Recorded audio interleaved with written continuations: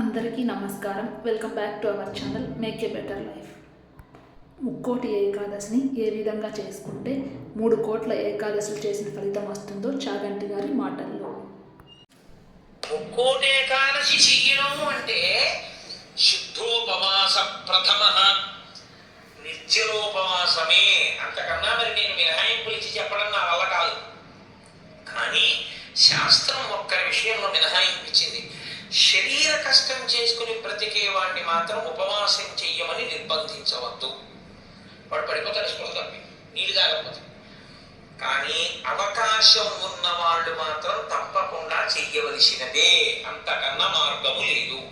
కాబట్టి శుద్ధోపవాస ప్రథమ నిర్జలోపవాసమే చెయ్యాలి. యథార్థమునకు మంచినీటి చుక్క కూడా ఇక ఏకాదశి తిథి నాడు పుచ్చుకోకూడదు. ద్వాదశి వచ్చింది, ఇక నువ్వు ఉపవాసం.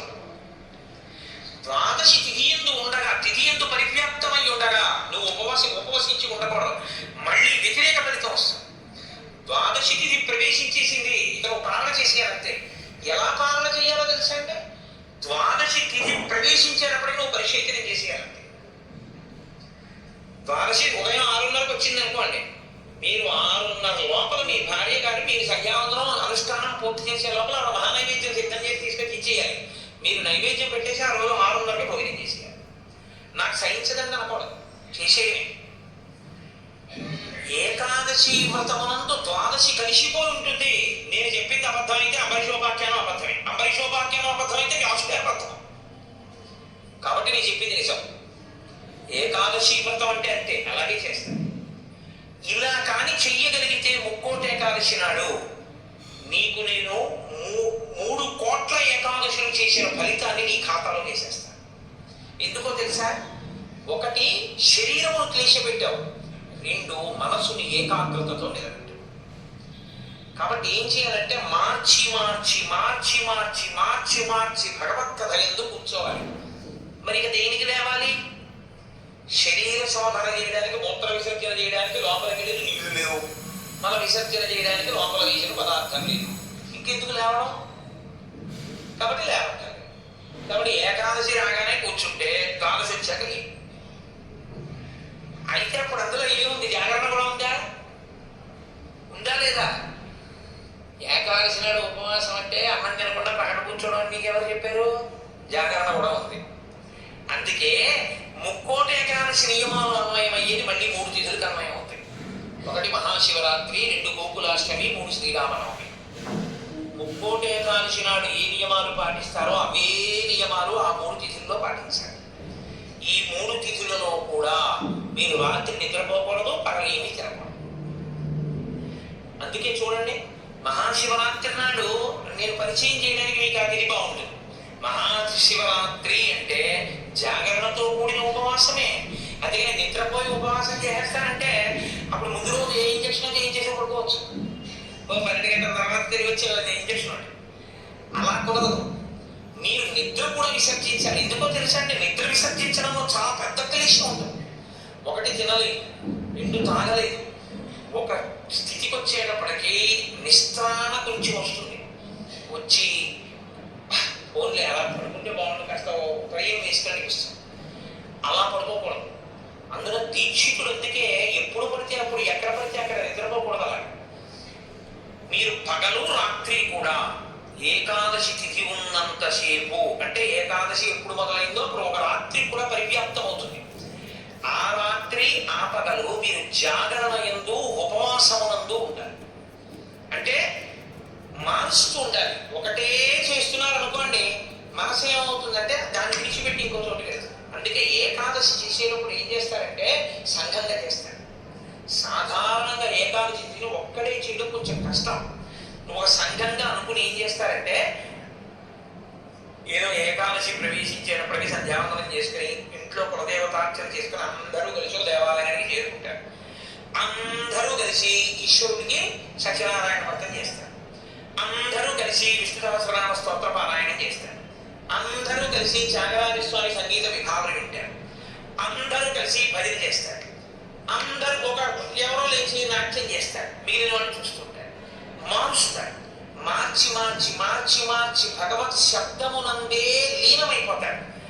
ఏది చేస్తున్నా ఈశ్వర స్నామం పడుతుంటుంది. ద్వాదశి నాడు అన్నం తింటుంటే ఏది విన్నా గోవింద గోవింద అని అవే వినపడుతుంటాయి.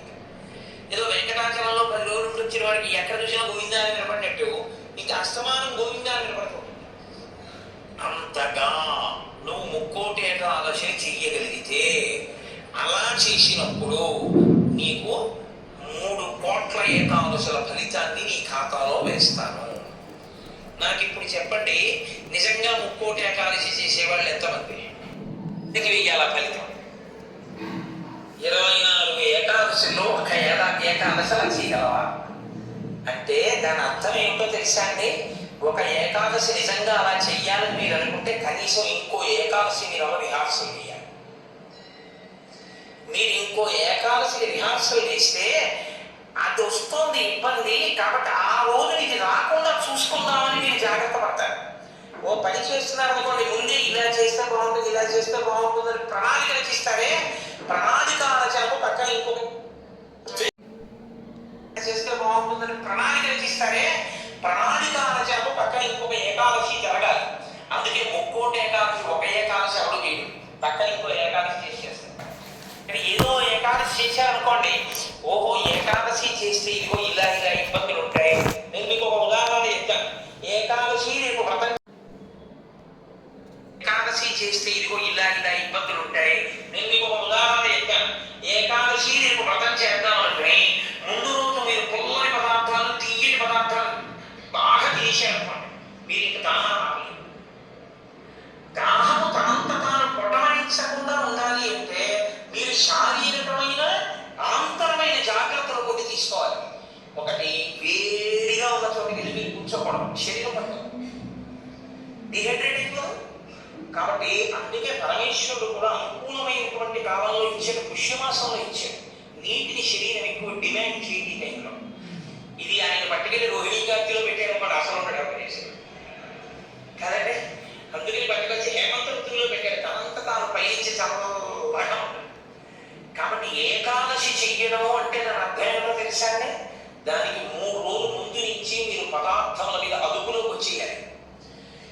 ఇక ఒక్కసారి అది తింటే మళ్ళీ ప్రయత్నపూర్వకంగా మీరు మంచినీళ్ళు తాగాలనుకుంటే తప్ప దాహం వేయకుండా శరీరం నిలబడగలిగినటువంటి రీతిలో ఆహారం ఏమి ఉంటుందో అటువంటి ఆహారాన్ని ఇచ్చి అంత సాత్విక ఆహారంతో నిలబెట్టాలి.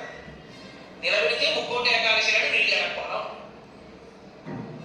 శక్తి లోపల నిలబడుతుంది. అంతకు ముందు కొన్ని రోజుల పాటు మీలోని శక్తిని క్షయం చేసేయకుండా మీరు ఉండాలి. మీ తేజోక్షయం చేయకూడదు, అంతకన్నా ఇంకో మార్పించాలి. అలా మీరు నిలబడగలిగితే ముక్కోటి ఏకాదశికి మీరు సిద్ధపడగలుగుతారు. అకస్మాత్తుగా ముక్కోటి ఏకాదశి ఒకటి చేసేస్తారంటే కుదరదు. కాబట్టి అసలు ముక్కోటి ఏకాదశి అన్నదాని ఎంత సత్యమైన వాక్కులు ఉన్నాయో, శరీరమును క్లేశ పెట్టడం అనేటటువంటిది శాస్త్రమునందు ప్రతి 11 రోజుల్లో ఒక రోజు తప్పదు. ఏకాదశి అంటే ఆ 11 ఈశ్వరుని ఎందు నిలబడాలి. 5 జ్ఞానేంద్రియాలు, 5 కర్మేంద్రియాలు, మనస్సు 11 నిలబెట్టాలి. దానికి ఉపవాసం చేయాలి. అథవా ముక్కోటి ఏకాదశి నాడు చెయ్యగలిగినటువంటి ఈ పరిస్థితులన్నింటినీ మీరు సమన్వయం చేసుకున్న శరీరాన్ని నిలబెట్టిన మీ మనసుని తీసుకెళ్లి ఈశ్వరుడి దగ్గర పెట్టడం మాత్రం అంత తేలికైన విషయం కాదు. కాబట్టి నేను మిమ్మల్ని అందరినీ నిరుత్సాహపరుస్తున్నాను అని మీరు అనుకోవద్దు. మీరు ఎప్పుడూ ఒక్క విషయం గుర్తుపెట్టుకోండి, మీరు ఏం చేశారు అన్న దాన్ని బట్టి 100% సిలబస్ బట్టి మార్కులు ఈశ్వరుడే. మీ ప్రయత్నాన్ని చూసి హర్షించి వేసేస్తాడు.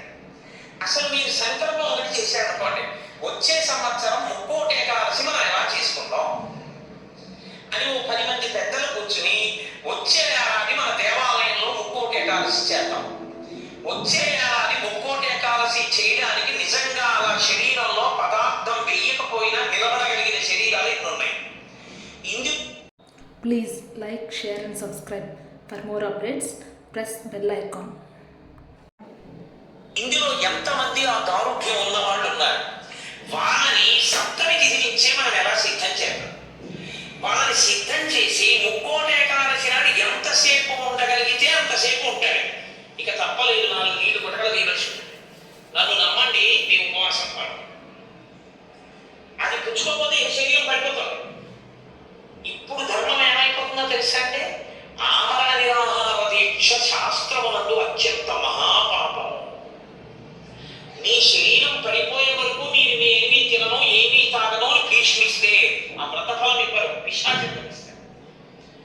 అన్నం తినకుండా నీళ్లు పుచ్చుకోకుండా ఎవరైనా శరీరాన్ని పడగొడితే వాడి జీవుడిని పిశాచంలోకి ప్రవేశపెట్టారు. అందుకని ఇప్పుడు మీ ప్రయత్నం మీరు చేశారు, ఇక శరీరం పడిపోతాం, తప్పదు నీళ్లు పుచ్చుకోవాలి. ఇప్పుడు మీరు ఎంత నీరు తాగితే శరీరం నిలబడుతుందో అది నీరు తాగారు, అది ఉపవాసం అంత భాగం.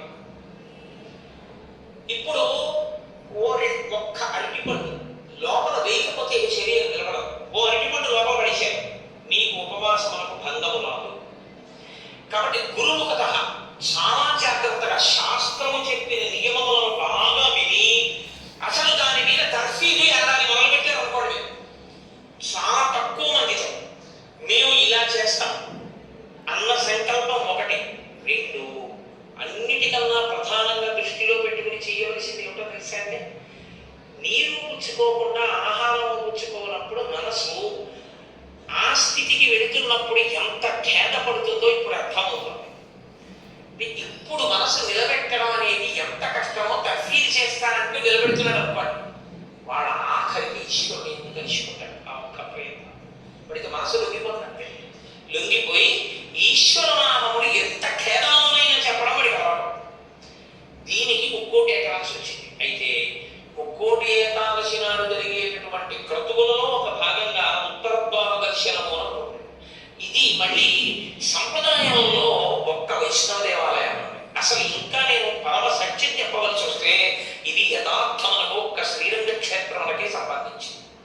అందుకే ఉత్తరద్వారం తీరం అన్నది ఒక్క శ్రీరంగ క్షేత్రానికి ఉంది. అసలు నిజానికి మిగిలిన క్షేత్రాల్లో ఉత్తరద్వారాలు తీరాలనే మాటలు లేవు. కాలక్రమంలో ఏమైందంటే అందరూ శ్రీరంగ క్షేత్రానికి వెళ్ళి ఇన్ని కోట్ల మంది ఉత్తరద్వారం ప్రవేశం చేయలేరు. కాబట్టి కొంతలో కొంత ఎక్కడ ఉన్న విష్ణు క్షేత్రాన్ని అక్కడే శ్రీరంగ క్షేత్రంగా భావన చేసి రంగనాథుడిని స్మరిస్తూ ఉత్తరద్వారంలోంచి వెళతారు. ఉత్తరద్వారంలోంచి ఆ రోజున శ్రీ మహావిష్ణువు ఏమీ చెయ్యలేని వాడు, అన్ని విధాలా ఇంకా అసలు నేను ఈశ్వర ఏమీ చెయ్యలేను, నువ్వే నాకు ఆధారం, నువ్వే నన్ను తీసుకో అన్నవాడిని ఉత్తరద్వారం తెరిచి తనతో తీసుకోవాలి. ఉత్తరద్వారం తీస్తే మీరు ఎటువైపు పెడతారు కదండి. ఉత్తరద్వారం ఎందుకు తీయడం? దక్షిణ ద్వారం తీయకూడదా, తూర్పు ద్వారం తీయకూడదా? తూర్పు మంచిది కదా, మరి ఉత్తరద్వారం ఎందుకు? మీరు యథార్థాన్ని గమనిస్తే ఉత్తరాన ఏముంటుందో తెలుసా అండి? హిమాలయాలు ఉంటాయి, ఉత్తరాన కైలాసం ఉంటుంది, ఉత్తరాన మృత్యుంజయుడు పరమేశ్వరుడు ఉంటాడు. ఉత్తర దిక్కుకు ప్రయాణం చెయ్యడం అంటే దక్షిణ దిక్కుకు ప్రయాణం అని. దక్షిణ దిక్కుకు ఏది వెళ్తుందంటే శ్మశానం ఉంటుంది దక్షిణ దిక్కు. ఎన్ని కోట్ల జన్మలెత్తినా ఆఖరికి శరీరం వెళ్ళిపోయి అక్కడికి. ఎవడు ఈశ్వరుడితో పాటు బుద్ధినే ఉత్తరద్వారంలోంచి వెళ్ళడం కాదు, అసలు నిజంగా ఉత్తరద్వారంలోంచి వెళ్ళడం అంటే ఏమిటో తెలుసా అండి? ఈశ్వరుడు పల్లకి వెళ్ళి పల్లకి వెంట వీళ్ళు వెళ్ళాలి. అసలు శాస్త్రం అది. ఈశ్వరుడికి ఆ రోజున అర్చన చేసి పల్లకి పట్టుకుని పల్లకిని తీసుకెళ్తారు ఉత్తరద్వారం నుంచి, ఆయనతో వెళ్ళాలి. నువ్వు తినే ఉత్తరద్వారం నుంచి వెళ్తే నీకేం వస్తుంది? ఆయన వెళ్ళిన ఉత్తరద్వారం నుంచి వెళ్ళే అనుకోవాలి. అసలు నిజంగా వెళ్ళవలసింది ఏమిటంటే ఈశ్వరుడితో వెళ్ళాలి. కనీసం నీ బాధ్యత ఏమిటి? ఉత్తరద్వారం నుంచి నువ్వు వెళ్ళాలనుకుంటే ఈశ్వరుడితో వెళ్ళేటప్పుడు ఎలా వెళ్ళాలో నువ్వు అలా వెళ్ళాలి. ఈశ్వరుడితో వెళ్ళేటప్పుడు వెళ్ళేవాడు ఎలా వెళ్ళాలి? వైదికంగా వెళ్ళాలి. పైన చొక్కా బరియను ఏమీ లేకుండా ఉత్తరీయాన్ని మాత్రమే కప్పుకొని పంచ గోచి పోసి కట్టుకోకుండా వెళ్ళకూడదు. గోచి పోసి కుర్చీళ్ళు పెట్టుకుని వెనక్కి దూపుకోకుండా వెడితే మహాపాపం. వేదం పడవమని చెప్తోంది. కాబట్టి కుర్చీళ్ళు పెట్టి గోచి పోసి వెనక దోపి అన్నీ విప్పి ఉత్తరీయం వేసుకుని ఎవరి సంప్రదాయానుసారం వారు తిలకధారణ చెయ్యాలి. నీకు ద్వాదశనామములైతే ద్వాదశనామములు, నాకు విభూతి ధారణ ఎలా చెప్తే అలా నేను విభూతి ధారణ నేను చేసి శ్రీరంగనాథుడితో కలిసి ఆయన పల్లకీతో నేను ఉత్తరద్వారంలోంచి మౌనంగా కానీ భగవన్నామం చెప్తూ కానీ ఆయన వెంట వెడితే నా ప్రాణోత్తరణ అయినప్పుడు కూడా ఆయన నన్ను అలాగే తీసుకెళ్తాను. ఉదాహరణుడై నన్ను నమ్మి శాస్త్రం నమ్మి నాతో ఉంచాడు కాబట్టి ఇప్పుడు అలాగే తీసుకెళ్తారు. ఇది ఇక ఏమీ చెయ్యలేను, నాకేమీ చేత కాదన్నవాడైనా కనీసం చెయ్యాలి. ఏమీ చేత కాని వాడన్నా చెయ్యాలి. ఈశ్వరాన్ని నాకు ఏం చేతనైనది నేను అన్నీ చేసేస్తాను, ఇది మాత్రం మానేస్తాను అన్నవాడన్నా చెయ్యాలి. అందుకే శివాలయంలో ఎందుకు ఉండదో తెలుసా అండి? ఉత్తరద్వారంలో తెలియదు అక్కడికే కాబట్టి ఇక మళ్ళీ శివాలయంలో ఉత్తరద్వారం ఎందుకు? అంత శివకేశవ అభేదంగా ఉంటుంది ముక్కోటి ఏకాదశి యథార్థం. కాబట్టి ముక్కోటి ఏకాదశి తిథి, ఏకాదశి తిథి అంత గొప్పవై ఉంటాయి. అందుకని ఉత్తరద్వార ప్రవేశం చేస్తారు. అటువంటి ముక్కోటి ఏకాదశి తిథి నాడు మీరు భగవత్ సంబంధంగా ఏది చేసినా కూడా దేశకాలాదులను అనుసరించి కోట్ల రెట్లలో ఈశ్వరుడు దాని ఫలితాన్ని ఏర్పాటు చేసేస్తాడు. మీరు రామచంద్రమూర్తిని నిల్చోబెట్టి పంచామృతాలతో అభిషేకం చేశారనుకోండి, 3 కోట్ల పర్యాయములు అభిషేకం చేసిన తరువాత ఆ మూర్తి ఎంత తేజస్సుతో నిలబడుతుందో అంత తేజస్సుతో నిలబడుతుంది. ఇప్పుడు ఆ వంశానికి, ఆ దేవాలయానికి ఎంత శక్తి వచ్చేసిందో మీరు ఆలోచించండి. మీరు ఒక తులసిదళం పట్టుకొచ్చి శ్రీ మహావిష్ణువుకి ఇచ్చారనుకోండి, మీరు 3 కోట్ల తులసిదళాలు పట్టుకొస్తే ఏ ఫలితమో ఆ ఫలితం ఇస్తారు. 3 కోట్ల ఏకాదశుల్లో 3 కోట్ల తులసిదళాలు పట్టుకొచ్చి ఇచ్చిన ఫలితం. మీరు రేపు ఒక్కసారి శ్రీరామ రామ రామేతి రమే రామే మనోరమే అన్నారనుకోండి, 3 కోట్ల పర్యాయములు విష్ణు సహస్రాన్ని పారాయణ చేసిన ఫలితం వేస్తారు. రేపు అన్ని 3 కోట్ల మీద వేస్తారు. రేపు మీరు ఏమీ చేయలేదనుకోండి, 3 కోట్ల పాపాలు చేసిన ఫలితం వేస్తారు. అంతే కదా? 100 మంది పరీక్ష పెడితే 30 మంది పాస్ అయ్యారని నేనంటే 70 మంది ఏమైనట్టు? ఫెయిల్ అయినట్టేగా. మరి ఏమీ చేయని వాళ్ళు ఏమైనట్టు? పాపాన్ని పొందినట్టు కదా 3 కోట్ల పాపాలని. కాబట్టి ఉత్తరద్వార దర్శనము చెయ్యాలి, ఉపవాసము చెయ్యాలి. ఇందులో ఎవరెవరు ఏ మినహాయింపులు పెడతారో మినహాయింపులు అనుభవించినా తాను చెయ్యగలిగింది చెయ్యాలి. నేను ఏమీ చెయ్యలేని వాడిని అనడానికి మాత్రం నీకేమీ లేదు. నువ్వు అసలు కదలలేని వారైతే ఇంట్లో కూర్చుని పోయిందా అని చెప్పాను. కాబట్టి రేపొక్క రోజు ఉదయం నుంచి కనీసం రాత్రి నిద్రపోయే వరకు జాగరణ చేయకపోయినా, నిద్రపోయే వరకు భగవన్నామమునందు మాత్రమే నిబద్ధుడై ఉంటే అంతకన్నా భాగ్యమే ఉంటుంది. హరిప్రసాద్ గారి ద్వారా ఏ రామాయణాన్ని ఇక్కడ చెప్పించాడో రామచంద్రమూర్తి, ఆ రామచంద్రమూర్తి ఇక్కడ ఒక గొప్ప కార్యాన్ని రేపు చేయిస్తున్నాడు. రేపు శ్రీరామాయణం జరిగిన 42 రోజులు ఏ మూర్తులు, ఏ స్వామి, నేను మూర్తులు అన్నా కూడా నాకు ఇష్టం ఉండదు, ఏ స్వామి ఆ వేదిక మీద కూర్చుని చెప్పించారో ఆ స్వామి రేపు ఇక్కడి నుంచి బయలుదేరి, నాకు ఆ అడ్రస్ కరెక్ట్గా తెలియదు, హరిప్రసాద్ గారు చెప్తారు, అక్కడికి విరాజమానుడు అవుతాడు. స్వామితో పాటు నడవడం అదృష్టం కదండి. ఉత్తరద్వార దర్శనం చేసుకుని రేపు స్వామితో పాటు రామనామం చెప్తూ మనం అందరం ఆ ప్రదేశానికి చేరుకోగలిగితే అక్కడ స్వామికి పంచామృతాభిషేకాలు చేసి స్వామిని పెడతారు. అక్కడ భజనలు ఉంటాయి, విష్ణు సహస్రనామ స్తోత్ర పారాయణ ఉంటాయి.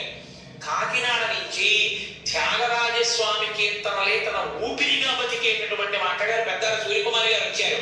ఆవిడ రామచంద్రమూర్తి యొక్క కీర్తనల మీద కచేరీ చేస్తారు. ఆ రామనామ సంకీర్తన ఉంటుంది.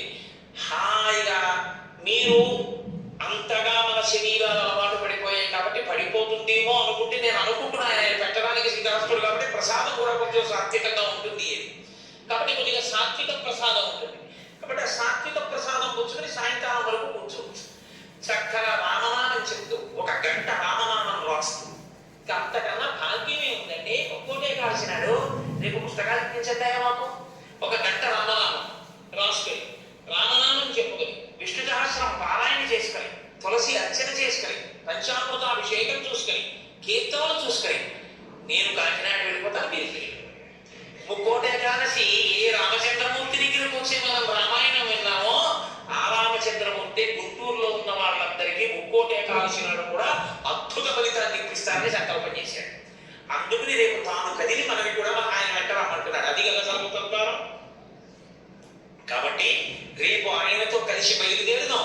మిగిలిన కార్యాన్నంతటినీ హరిప్రసాద్ గారు మీకు వివరణ చేస్తారు. ఇంకొక విషయం, మృగశిర నక్షత్ర సంజాతులైనటువంటి జగద్గురువులు, మహాపురుషులు, ప్రాతస్మరణీయులు ఎవరి పేరు స్మరించినంత మాత్రం చేత అజ్ఞానం జాహ్నవీ తీర్థం, సర్వేషాం సుఖదం తీర్థం, భారతీ తీర్థమాశ్రయి. ఆయన మహానుభావుడు. సర్వేషాం సుఖదం, ప్రతి వారికి సుఖములు ఇవ్వగలిగినటువంటి వారు, అజ్ఞానులైనటువంటి వారికి గంగా తీర్థము వంటి వారు. అటువంటి భారతీ తీర్థస్వామి వారు శృంగగిరి పీఠాధిపత్యంలో ఉన్నారు. ఇప్పుడు వారి నక్షత్రం ఉన్న రోజుల్లో అన్ని చోట్ల కూడా గురుపాదుక పూజ జరుగుతారు. గురుపాదుక, మీరు ఒకటి ఎప్పుడూ ఒక విషయాన్ని జ్ఞాపకం పెట్టుకోవాలి. గురుపాదుకకి ఎందుకు పూజ? చెప్పులకి పూజ లేదుగా లోకంలో. ఒక రామచంద్రమూర్తి పాదుకలు చేశారు. నన్ను గౌరవించచ్చు, నా చెప్పుల్ని ఎవరు గౌరవిస్తారు?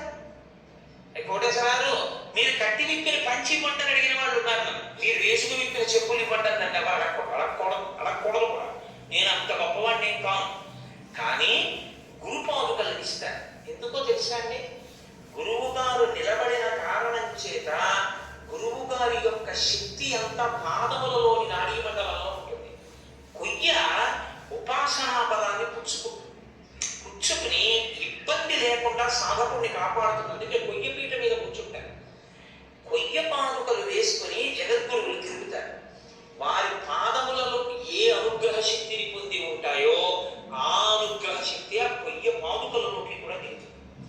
పాదుకలకి పూజ ఒకటి, పాదములకు పూజ ఒకటి కాదు. పాదుకా పూజయే పాద పూజ. పాద పూజ కన్నా పాదుకా పూజ గొప్పది. ఎందుకో తెలుసా అండి? పాదాలకి పూజ చేయడంలో కనీసం నీ అహంకారం అడ్డు రాకుండా ఉంటుంది. ఆయన మహాత్ముడు రాకుండా నమస్కారం పెడదాం. ఆయన వేసుకుని ఇప్పిన పాదుకల్లా నమస్కారం పెట్టాలంటే నువ్వు బాగా అహంకార పరిత్యాగం చేసి ఉండాలి. అప్పుడు నీ ఎందుకు గురుకటాక్షం బాగా ప్రసరిస్తుంది. ఎవరికి గురుకటాక్షం ప్రసరిస్తుందో వారికి పరబ్రహ్మమే అనుగ్రహిస్తుంది. ఈ వీడియో మీకు నచ్చినట్లయితే లైక్ చేసి, షేర్ చేసి, సబ్స్క్రైబ్ చేసి పక్కనే ఉన్న బెల్ ఐకాన్ ప్రెస్ చేయండి. Thank you for watching.